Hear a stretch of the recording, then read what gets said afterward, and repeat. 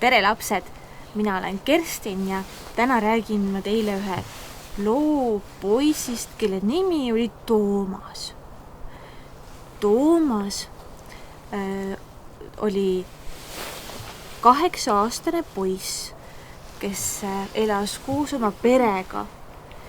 Nende pere ei olnud väga rikas, nad olid pigem vaesed, neil ei olnud palju raha. Aga nad olid õnnelikud sellegi poolest, sest nad armastasid Jumalat. Nad kõik tundsid Jumalat ja armastasid teda. Ja ükskord tuli neile külla Toomase vanaisa.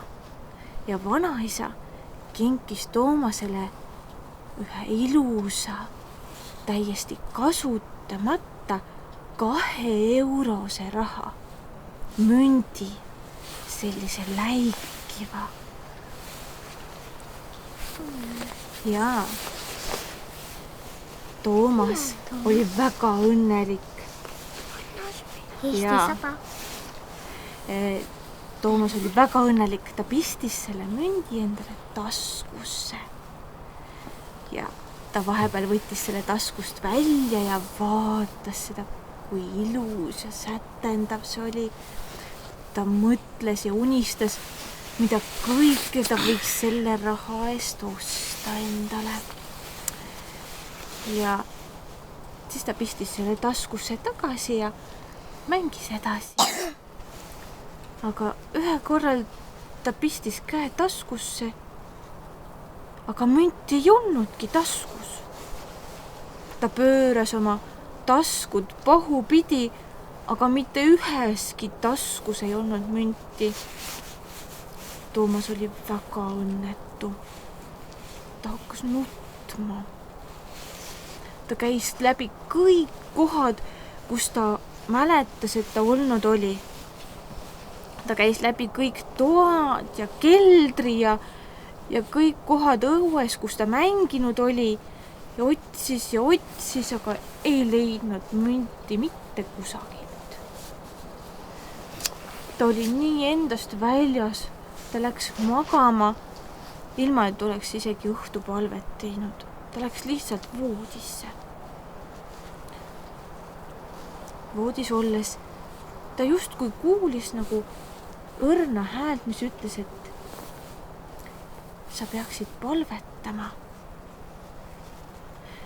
Ta keeras teise külje ja ei teinud sellest häälest väljagi.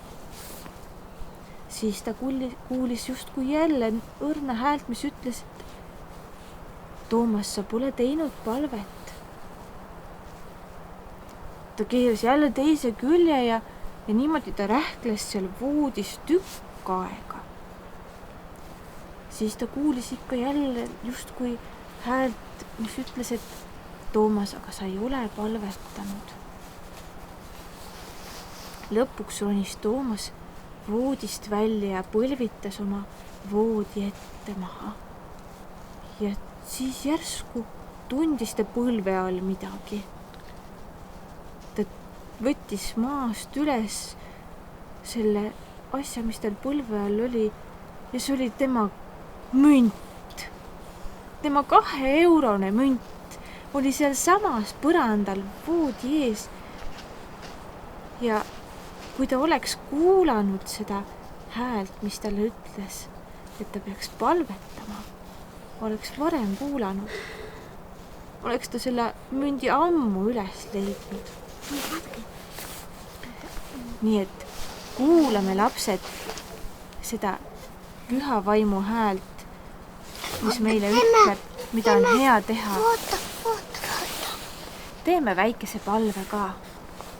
Hea taevaisa, aitäh, et sina meid nii väga armastad ja aita meil sind ka armastada ja pidada meeles, et me alati pöörduksime murega esimese asjana sinu poole, sest sina tahad meid aidata. Jeesuse läbi, aamen. Aamen. Liiga lühike. Ja lehvitame sõpradele ka. Ilusat hingamispäeva teile ja minge ka õue, kui võimalik.